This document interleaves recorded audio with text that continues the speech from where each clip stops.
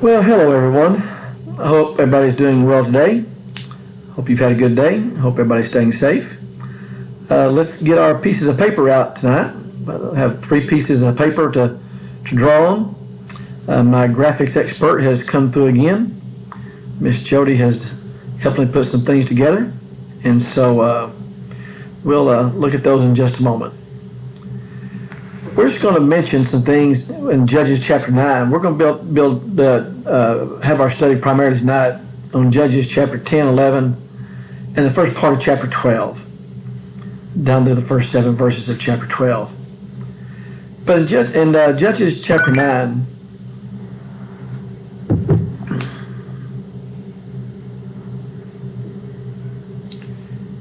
Eric tells me there's a buzzing noise. Well, I guess we'll have to buzz. In Judges chapter 9, you have the story of Abimelech. Remember, Abimelech comes into play with Gideon in the last part of chapter 8. Abimelech is just about as sorry as they come. He murdered 70 of his half-brothers, and there was one brother that was spared, and his name was Jotham. And so we have here Abimelech. And so what I would encourage you to do is draw a stick figure of Abimelech and then put 70 years on your paper and then draw a stick figure of Jotham. Now Jotham survived the slaughter of Abimelech because he was hiding. And then Abimelech made himself the king. So Abimelech took over the reign. Abimelech was not a judge. He was not a judge appointed by God. He took over the reign, and Jotham, who survived after Abimelech had killed 70 of his brothers, gave a little story, and basically it was kind of a verse, a song that said, okay, one day you're going to go down. One day you're going to be defeated. And he was. Interesting thing about it was he was in battle, and a woman dropped a rock on his head. Probably a pretty good-sized stone. And instead of dying because of the rock dropping on his head, he told the servant with him, run me through with a sword because I don't want a woman to get credit for me dying. I just find that hilarious. The guy's worried about who's going to get credit for him dying. And you know, the funny part about it is, the Holy Spirit preserved that, and we still know the woman dropped the rock on his head. So he didn't get away with it. And so we found out Abimelech was still shifty even in the time of his death. So that brings us into chapter 10, where we begin to talk about some more judges. In the first several verses, first 5 verses, there are 2 people mentioned as judges. You have Tola that's mentioned, and you have Jair that's mentioned. Jair is the first judge who did his work in Gilead. The interesting thing about Tola and Jair is they're called minor judges. Not because they were less significant than other judges, but because there's a very little piece of information that is known about them. They did judge for 35 years combined, and they seem to stick to worship of God. They seem to be good judges. Following the first 5 verses of chapter 10, the next 2.5 chapters focus then on Gilead. We turn our attention to Gilead. After 35 years of peace, just as the cycle has been doing, disobedience to rest to idolatry to God. Disobedience to rest to idolatry to God. And so you have this cycle that runs all through. But after 35 years of peace with these 2 judges, you come to chapter 6, and they're right back to their evil again. I was thinking about this today while I was studying this. At what point do you think they would wake up and get this? I mean, how many times do you have to go through this cycle before you figure out there's an easier way of life? Kids, have your parents ever told you there's an easy way and a hard way? and usually the easy way is their way, the hard way is your way. Well, there's an easy way and a hard way, and Israel is going about it just about as hard as they can. They're choosing the most difficult path. There's an easier way for them to go. They just need to obey God. But instead, they keep blowing it all along the way. And so, what happens is, beginning in verse 6, they're back to evil again.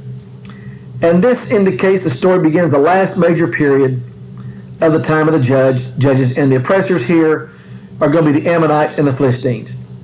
What's ironic about this is that Israel took up the worship of pagan gods. These gods were the gods the nations worship that Israel conquered. Israel conquered all those nations, and their gods could not save them. Yet Israel is turning to worship their gods. Who had given Israel the victory over these nations? Jehovah. The gods of the nations were just they were powerless. They could not deliver anything. And now, of all things, Israel turns to worship the gods of the land. It's not unusual to worship things God gave rather than the God who gave. Let me say that again. It's not unusual to worship things that God gave rather than the God who gave. And so you come to verses 7 and 8, and you have oppression that's centered in Gilead. The Ammonites, they're oppressing Israel. Most of this is taking place on the east side of the Jordan, and they're severely distressed. Look at verse 9. It says, moreover, the people of Ammon crossed over Jordan to fight against Judah, also against Benjamin, against the house of Ephraim, so that Israel was severely distressed. And so here you have them severely distressed, and now they cry out to God. Look at verse 10. And the children of Israel cried out to the Lord, saying, we've sinned against you because we have both forsaken our God and served the Baals. Then look at verse 11. So the Lord said to the children of Israel, did I not deliver you from the Egyptians, from the Ammonites, and from the people of Ammon, and from the Philistines? Also the Sidonians, Amalekites, Manites oppressed you, and you cried out to me, and I delivered you from their hand. Yet you have forsaken me. You cried out, I saved you. And what God is saying here at this point is, I'm saving you no more. It seems as though God has reached the end of his rope. Though Israel assumes God will help restore them immediately, since they've cried out to him, instead of coming to deliver them, he rebukes them this time for thinking they can manipulate him again for their own selfish purposes. So instead, he urges them to direct their cries to the gods they've been worshiping. If you've been worshiping them, then you direct your cries to them for deliverance. You cry to the gods you have chosen. But there's something interesting in this cry that has not been there before.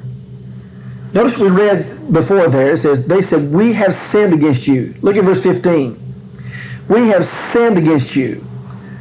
They had not said it that way before. They had not come clean that way before.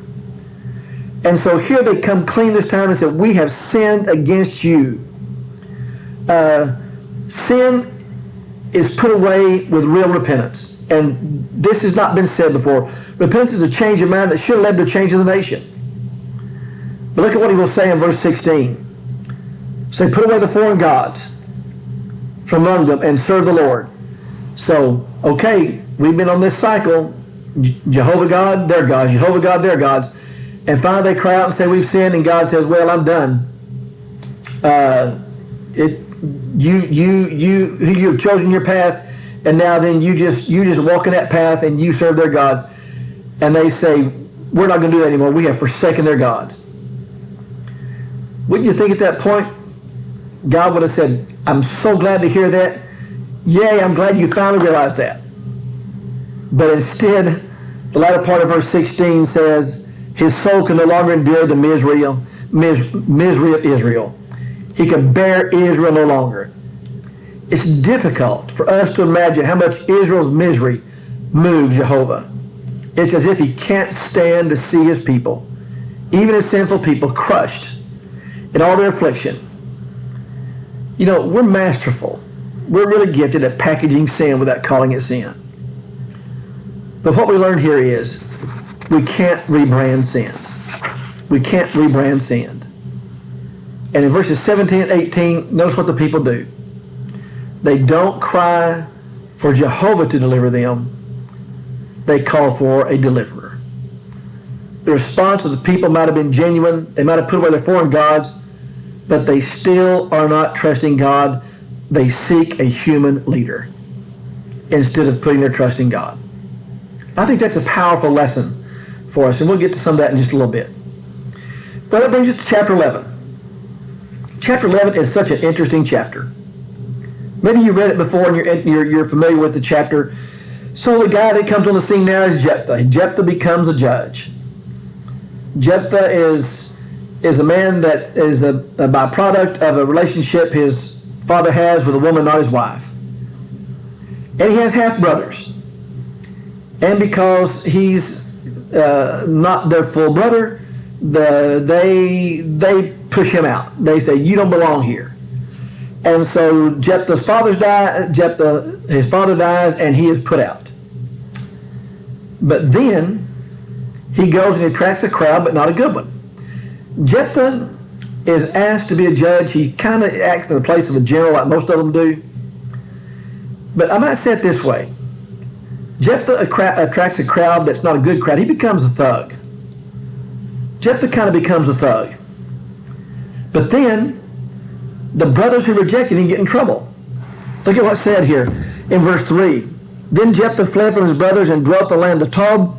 Both those men banded together with Jephthah and went out raiding with him. It came to pass after a time the people of Ammon made war against Israel. So it was when the people of Ammon made war against Israel, the elders of Gilead went to get Jephthah from the land of Tob.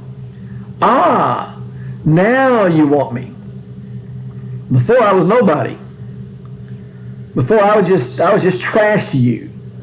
I didn't fit you, but now you're in need. Now you come asking me. Oh, first you hate me, now you want me. And they say, we need you to fight for us. And so he says, okay, but we're going to go down to Mizpah, and the Lord's going to be witness there to our agreement. I take when he says go down to Mizpah is maybe a temple is there, maybe the Ark of the Covenant is there at this time. But there's something there in Mizpah that represents Jehovah, because he takes them down to Mizpah to make this agreement, and the Lord is the witness of this agreement. So we come to verse 12. Now Jephthah sent messengers to the king of the people of Ammon and said, what do you have against me, that you come to fight against me in my land? And the king of the people of Ammon answered the messengers of Jephthah, because Israel took away my land when they came up out of Egypt, from Arnon as far as Jabbok and Jordan. Now therefore, restore those lands peaceably. The Ammonites now say, we want our land back. It had been given to Reuben and Gad and the half-tribe of Manasseh. Moses took the land when the people initially came into the land. And so they say, it's our land, we want our land back. And Jephthah now gives them a history lesson.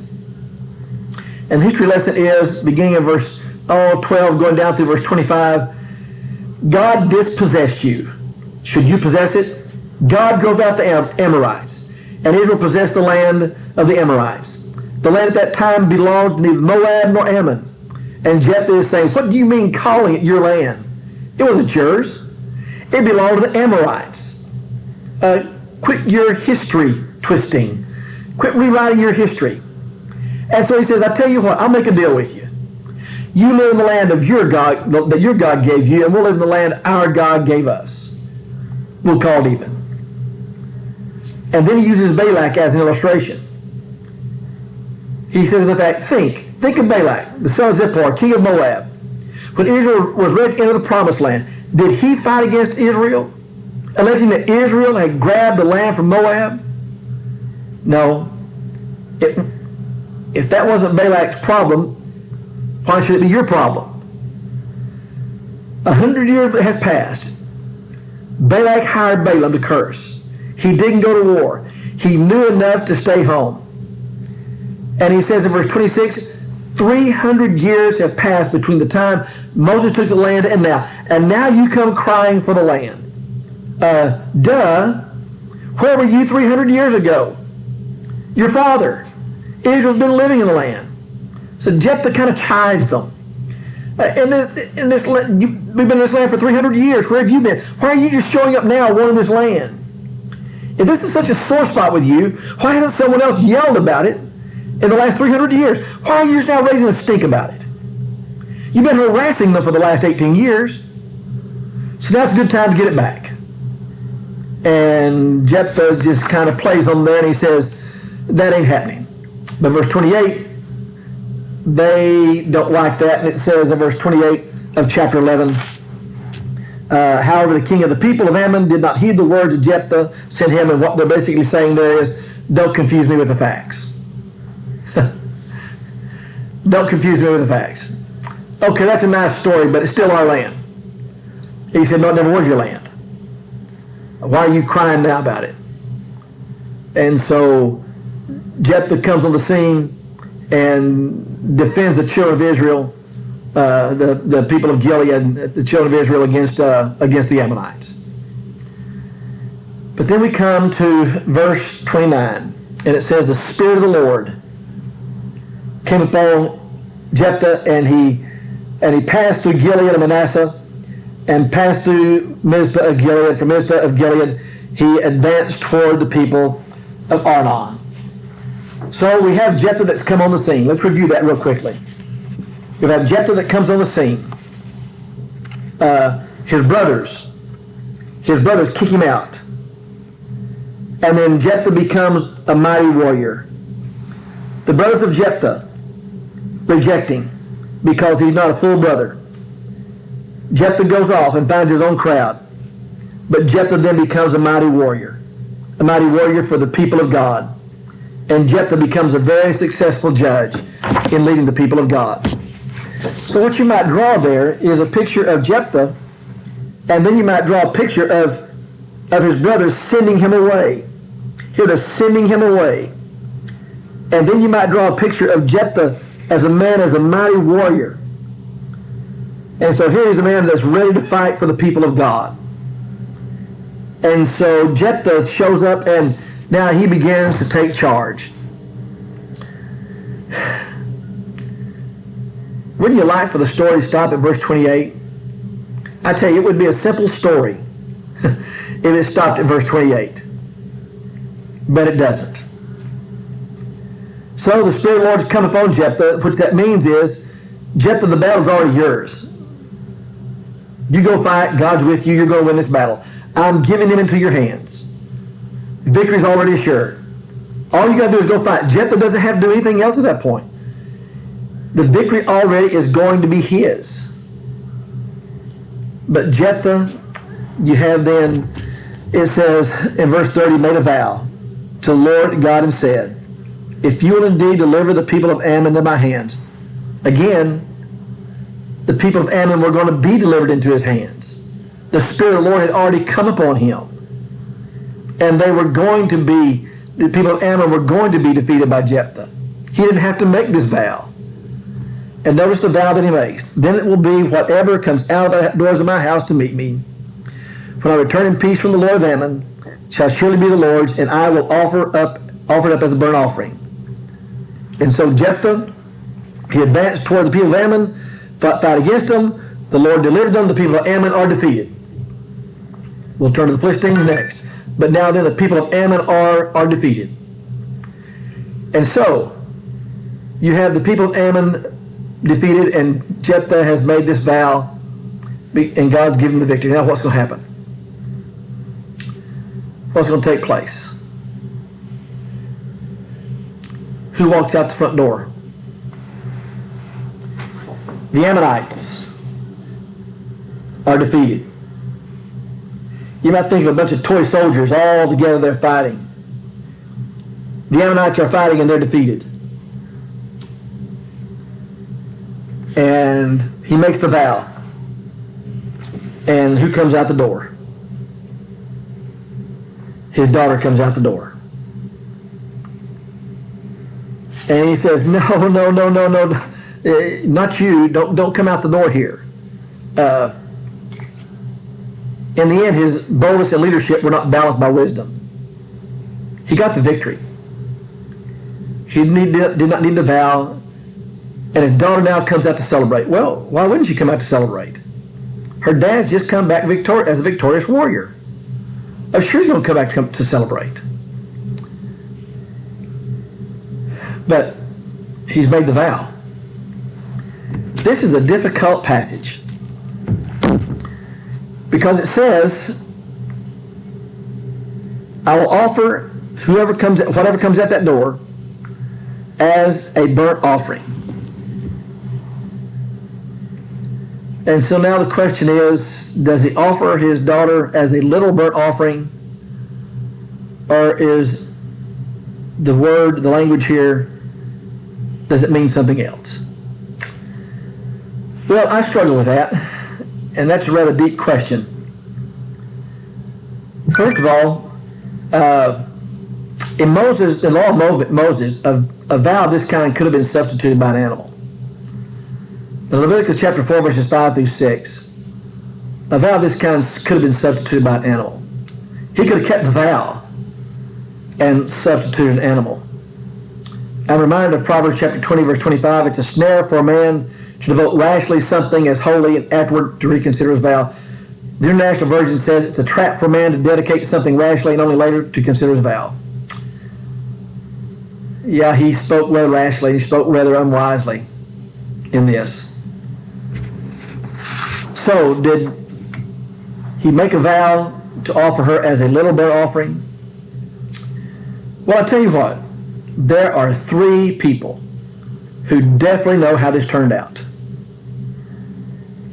Jephthah knows, his daughter knows, and while God's not a people, God knows. However you want to argue that, those are only 3 that know. We can look at the language, we can argue the language. Whatever it was, though, Jephthah kept the vow. We can offer speculation one way or the other. There's strong evidence both ways. But Jephthah, his daughter, and the Lord know what took place. We just see the downside of making a rash vow. We need to be careful when we say something, just blurt it out, because we don't know what's going to come next. So I'm not going to get too deep with that. I thought about this question, and I decided I know who has the answer. Kevin Shirtley was supposed to teach Judges to the adults this quarter, and so I'm sure by now Kevin has figured this out. So why don't you either call, email, text, Facebook, or talk to Kevin, and I'm sure Kevin will be glad to give you the answer to what happened here with Jephthah and his daughter. So I'm sure he has the answer for you. But that brings us to chapter 12 then. Chapter 12. Here we go again with Ephraimites. So remember chapter 8, verse 1, Gideon won the battle. Ephraimites come back and they start whining. Well, Jephthah's won the battle, and guess who shows up whining again? The Ephraimites. Look at what he says in chapter 12 and verse 1. Then the men of Ephraim gathered together, crossed over toward Zaphon, and said to Jephthah, why did you cross over to fight against the people of Ammon and did not call us to go with you? We will burn your house down. We will burn your house down on you with fire. With fire. Why didn't you come get us? I tell you what, they are so angry. It seems strange that we become so angry because they're left out. But in these days, the ones who went to fight came home with the great wealth from the looting of the enemy. And the Ephraimites wanted that wealth. But also remember earlier in the book, they also, when the land was being parsed out in the first part of the book, they also wanted more land. Ephraim has a problem with greed. And notice again, they said, we're going to burn your house down. And so it then says in verse 2, and Jephthah said to him, my people and I were in great struggle with the people of Ammon, and when I called you, you did not deliver me out of their hands. So when I saw you would not deliver me, I took my life in my hands, and I crossed over against the people of Ammon, and the Lord delivered them into my hand. Why then have you come up to me this day to fight against me? Why didn't you come when we needed you? When we needed you, you weren't there. And now you're going to come up and you're going to treat me like this? We called you and you didn't come, and now you're going to act like this happens to you? What you have then is a tragic episode of things that happen here. And Ephraim here, it fits them to a T that what they're doing is they want to be the center of attention. Well, so what happens next? What happens next is they lay a little trap for them. And here is a piece of the story I think that's rather humorous. Maybe you don't. Maybe you'll find it this way. So they set a trap for the Ephraimites. If the Ephraimites are going to come into the land, they've got to have a password. And so the people that were with Jephthah, they run ahead and they hide in the fords, kind of in hideouts around Jordan there. And the Ephraimites come and they want to pass over the river. Before they can pass over to the other side, they have a password. They have to say the word Shibboleth. But the problem is they couldn't say Shibboleth. They can only say Sibboleth. They couldn't say the sh sound. And what happened was 42,000 of them were killed. 42,000 of the Ephraimites were killed. When they said, say Shibboleth, it's kind of like, depending on what part of Texas you're in, like if you're in East Texas, a window is a winder, a pillow is a pillar. And so it depends on where you put your emphasis there in the word. And instead of saying Shibboleth, they can only say Sibboleth. And as a result of that, 42,000 of them were killed. And so Ephraim then suffers a great defeat. And Jephthah then is very victorious. And it says in verse 7 of chapter 12, and Jephthah judged Israel 6 years, and then he died and was buried in the cities of Gilead. The thing I find funny about that is not the fact that people were slaughtered, but they make them have a password before they come over. And they can't say the password. Do you figure they knew they couldn't say the password? I kind of figure Jephthah probably knew the speech impediment or the speech difficulty the Ephraimites would have with that word. And so the trap was set for them. And 42,000 of them were killed. Jephthah was a successful judge. In fact, if we turn to Hebrews chapter 11 again, we see that Jephthah's name is mentioned right there with Gideon. Jephthah is mentioned there in Hebrews chapter 11. What must that tell us? Even with the rash vow that he made, and whatever the effects of that were on his daughter, he kept the vow. Jephthah must have been a man of great faith. He must have been a man that trusted in God mightily. And as a result of that, he is in God's Hall of Fame in chapter 11. He is part of those cloud of witnesses of chapter 12. Jephthah's not a man without fault, just like Gideon's not a man without fault. As I said earlier, Jephthah's basically a thug. But Jephthah is a successful judge. And he's even more successful in the eyes of God. And so I think there's a lesson there for us. And the lesson there for us is, if we're people of faith, even with the mistakes that we make, God's grace is wide enough, God's grace is deep enough. It is greater than our sin. And Jephthah had some problems, but he still was a man of faith. And we live life under the sun. We try to serve the Lord, and we have problems too. But we can still be people of strong faith. Something else I take away from this story is Jephthah's daughter. Because she told her dad, you keep the vow like you said, you keep the vow, you do what you said you would do. Now, if that meant the taking of her life, then what she's saying is, okay, Dad, I submit to you. If that meant she lived herself in perpetual virginity, that is, would never have a child, perpetual devotion to the Lord, dedication to the Lord, like others had, and she lived a life fully dedicated to the Lord, then God Dad, keep your vow. I'm impressed with her about that. It would have been easy for her to try to talk her way out of that. Whoa, Dad, wait just a minute. Let me go back and let's start this over again. Let's rewind the tape here. But instead she says, Dad, you got to keep your vow. That tells me that Jephthah was instilling his faith in his daughter. Because whatever this was, it was something that was going to affect her the rest of her life, whether it was short or long. And yet she said, you got to keep the vow. Something else I find in all this that's interesting is the people of Ephraim. This is now the third time in the book of Judges we've seen them do this very same thing. They want more land. They didn't get the credit with Gideon, and now they'll get credit now. They were called by Jephthah, but they didn't come. Their own selfishness and their own greed got in their way. They were a part of the treasured tribe, Ephraim and Manasseh, representing Joseph. And yet they behaved this way. Joseph never behaved this way. Joseph was a man that was a man of honor, a man of dignity, a man of integrity, a man who cared for his brothers. He saved Israel. And now then his great-great-grandchildren are acting like this. And so I think you see in Ephraim their own selfishness.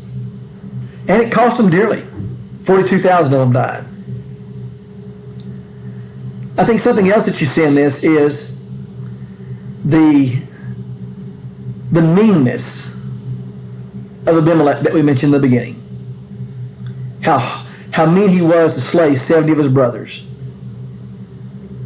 and take the power in his own hand. He had no right to it, but he still acted out and took it anyway. And in the end, he was responsible for taking his own life as well. At least having his servant kill him right there on the spot instead of a woman getting credit for dropping a rock on his head. So there are a lot of lessons we can take from this. But to me, one of the key lessons is what I said earlier. Jephthah's a man of faith. A man with flaws, but a man God recognized. And I hope we can learn something from that. I hope there's value in that for us. And I hope the study's been good for you tonight. I enjoyed preparing for this, enjoyed trying to figure a lot of this out. Like I said, it would be nice if it had just ended with just the victory. But it continues on. God tells us the good, the bad, and the ugly about people. And that's what makes this such a rich book and such a rich study. Well, that's our study for tonight. We'll continue on in Judges next week. Jody and I love you. We thank God for you, and we pray everybody will continue to be healthy and safe. And thank you for joining us tonight.